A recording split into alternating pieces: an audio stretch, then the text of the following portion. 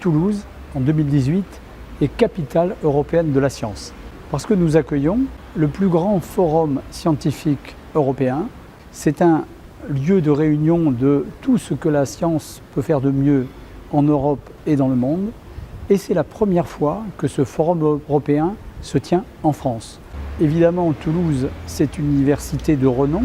Elle a développé au cours des siècles ses compétences dans différents domaines qui vont du droit aux sciences pures. Aujourd'hui, il y a 120 000 étudiants à Toulouse. Ça veut dire aussi, bien sûr, des enseignants de haut niveau. Ça veut dire aussi des labos de recherche, à la fois recherche fondamentale, mais aussi recherche technologique.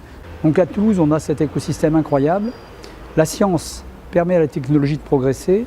La technologie permet à la science de progresser.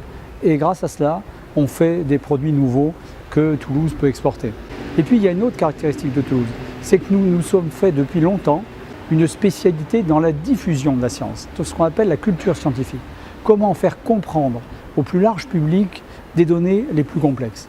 Ça, c'est une spécialité et nous avons plusieurs établissements pour le faire, le Muséum, la Cité de l'Espace, Aéroscopia, demain la Piste des Géants. Et nous sommes ici au Quai des Savoirs, qui est un des lieux emblématiques de cette culture scientifique.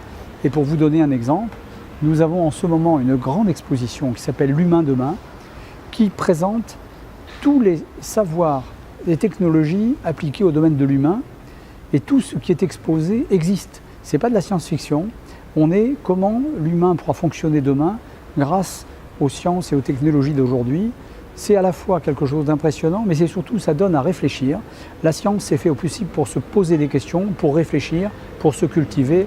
Voilà ce que c'est que la culture scientifique.